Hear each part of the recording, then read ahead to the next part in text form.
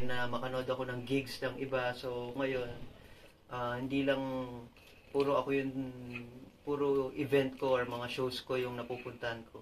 Hilig ko rin ngayon parang every week inaabangan ko ano bang next na ganap dito? Sinong bandang nandyan sa Route 1? Wala naman. Kung san man, ano na ba?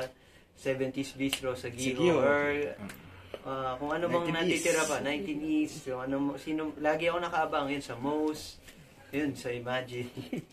Lagi ko inaabangan kung sinong tutugtog dyan. Ngayon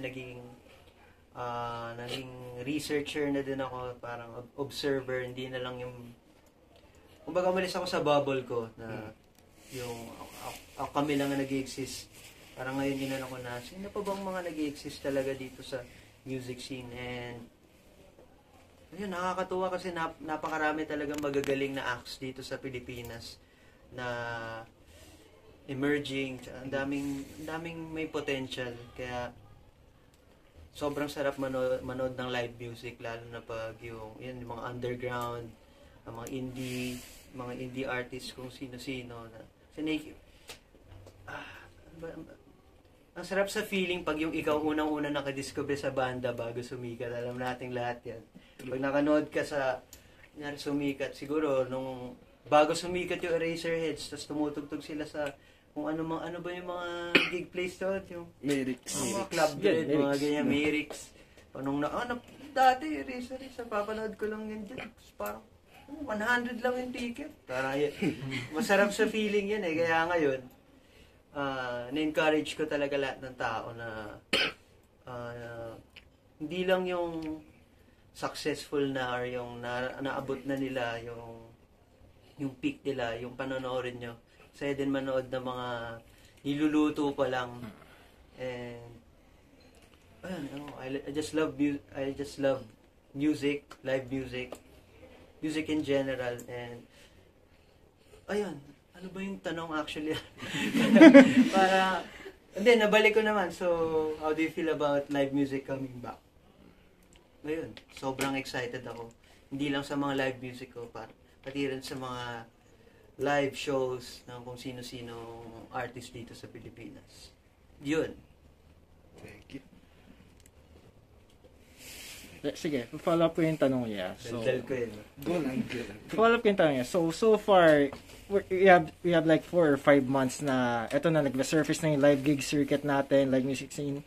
So far, kung kaya mo mag-cite ng mga artists, sino yung mga banda or singer or whatever you call it, musician na masabi mong na-impress ka talaga? Kasi I've seen you randomly going to the gigs, like we've seen each other like march somewhere in Motorista. So I can sense you know kayo or probably with your friends, and like parang you've been there to like see what's up na mga ibang mga bagong banda, like some of us some of those names probably hindi pa namin alam actually, pero you guys actually discovered it. So far, sino sila mga na-impress, nakaka-impress sa'yo?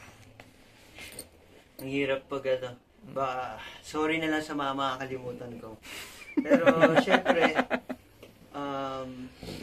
ewan ko kung, syempre yung Halina, yung magpe-perform ngayon dito sa release launch ko. And big fan talaga ako niyan. So para silang dream pop or baroque pop genre na interesting na take on OPM, na parang very pop pero mga classical elements yung music nila. So check them out, Halina. So yan, Hey June din. Syempre, actually lahat ng tutugtog dito ngayon, unahin ko din. Halina, Hey June naman, parang parang indie pop, indie rock din yung mga genre nila. Parang nag-cover nga ata sila ng The Cure, if I'm not mistaken. And si Lori, interesting din. Parang meron din siyang city pop, parang siyang inspired by city pop, mga Japanese records from the 80s, 70s, gano'n. And lolo ko, malupit yan. Ano pa ba? Pero marami rin mga sa Motorista, nalala ko, pinanood namin doon mga Space Dog, Space Cat. Yeah. Mga yan. Sino pa bang mga interested ako? Yan, yung mga Ourselves si Elves, sila Megumi Accorda, yung mga ganun. Ano pa ba?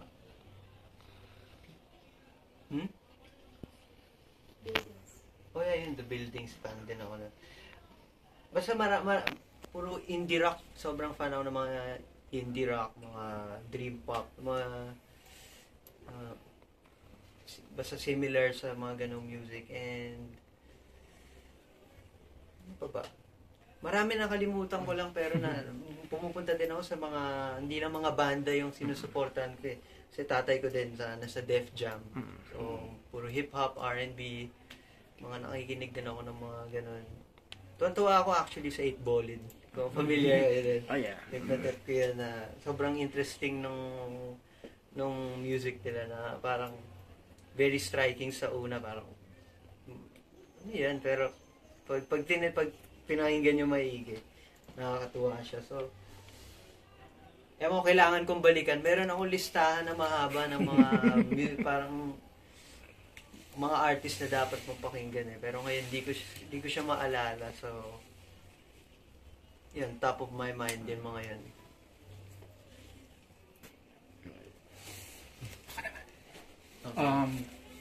Paano mo i-describe yung current sound mo or genre or meron bang specific sound na yun?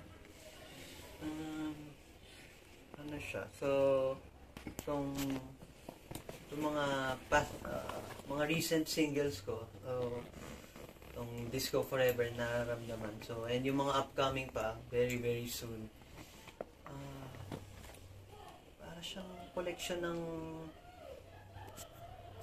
collection siya ng mga pinapakinggan ko simula nung pagkabata ako eh. So, yung mga Manila Sound, syempre, very inspired by Manila Sound, yung mga napagaling ng mga musicians noong 70s. Yan, yung mga sila Jun Regalado yung tumugtog, sila Roger Herrera, yung mga ganyan-ganyan. Yan, sila VST, syempre, mga Hotdog, Boyfriend, Cinderella, yun. Ewan, baka may nakakalimutan pa ako, pero very inspired ako sa Manila Sound. And a lot of Japanese music din. So, ayun, parang si Lori, City Pop. Ayun sila, ano ba? Hindi lang City Pop eh, pero a lot of Japanese na music. So, nag-trending sa TikTok yun sila, si Stay With Me, si Miki Matsubara, diba? Tapos a few years ago, sila Plastic Love, Maria Takeuchi ba? O basta yun, Maria Takeuchi, pero nung nagkaroon ng spike dun sa City Pop, na ano yung yung utak ko doon na interested ako. So ni-research ko ano pa ba ibang mga ganito pa. So ko pa na maraming ganito hanggang sa nalaman ko na sila Taiko Unuki, tapos lumipad na di na City Pop si sino pa yun?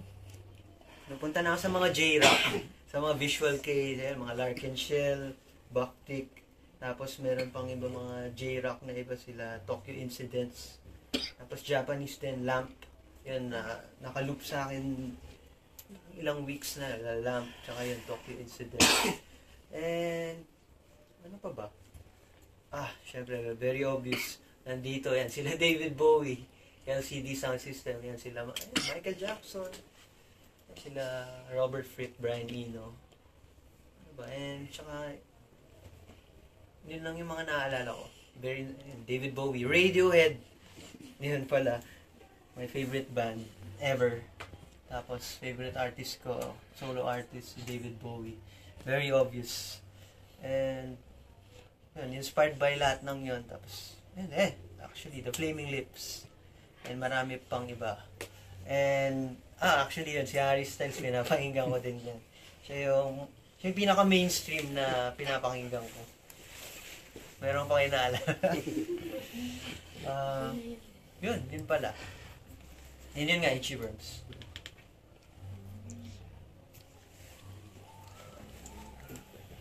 What are your plans on the next after the launching of music video?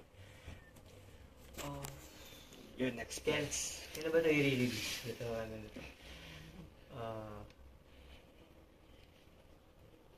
Sige, hindi ko muna sabihin. Pero syempre mag-release ako ng more music. And hindi ko masasabing mag-abang kayo ng parang in a similar vein ng nararamdaman. So, itong upcoming na mga music ko, medyo iba-iba siya. Very parang meron nagtatay sa kanya na isang buong concept, pero hindi siya pare-pareho. So, mag-release pa ako ng mga music. Yun, magiging vague ako, magpapaka-cryptic ako ngayon. So, mag-release ako ng music, and I'm planning to do more live shows, do more music, do more art. Manood pa ng live shows, and maiba lang, gusto ko nanonood ng mga movies. Yun. Ano pa ba? Hindi lang live shows, parang naging interested ako ngayon din sa mga drag shows. So, sakto-sakto meron ng parang drag race. Yeah. Oh, yeah. Parang abangan ko yun. Bukod pala dun sa mga gigs na pinupuntahan ko, nanonood din ako ng mga drag shows, kasama si Crystal. Interested din ako sa art ng drag. So, very inspired din ako sa mga drag queens. Sobrang fan ako kung paano nila dalhin yung sarili nila. Tsaka kung paano nila, marami ko nakakilala, tinatanong ko, saan man ako yung damit mo? Marami sa kanila, sila lang gumagawa ng damit nila. So, relate ako dun kasi marami sa damit ko, ako lang rin nag-design, tapos papatahi ko, ganyan. So, yun.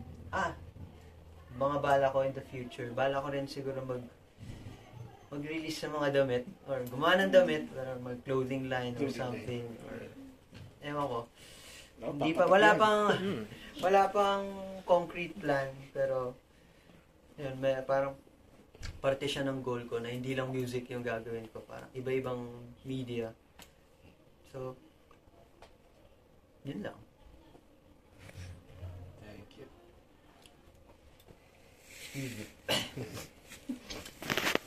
Good. Or, message na lang to your fans. Hindi sa mga titingin. That's a go. Hello. Sige, didikit na kami. Dikit-dikit lang tayo. Titingin ako. Sige, yun! Yeah. Thank you sa idea. Sabihin niyo kung game. 1, 2, 3, game. Go. Hello sa buong mundo.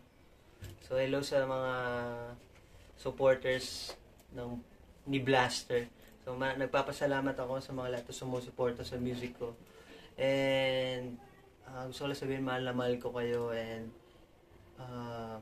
makinig lang kayo na makinig ng music, hindi lang sa akin. Pero thank you sa mga sumusuporta ng music ko, and yun, salamat sa yun, ano ba? Salamat, and ayun, i-stream nyo pala and panoorin nyo yung video ng Nararamdaman, my latest single under Island Records. And yan, abangan nyo na lang yung mga susunod kong i-release very, very soon. Bye.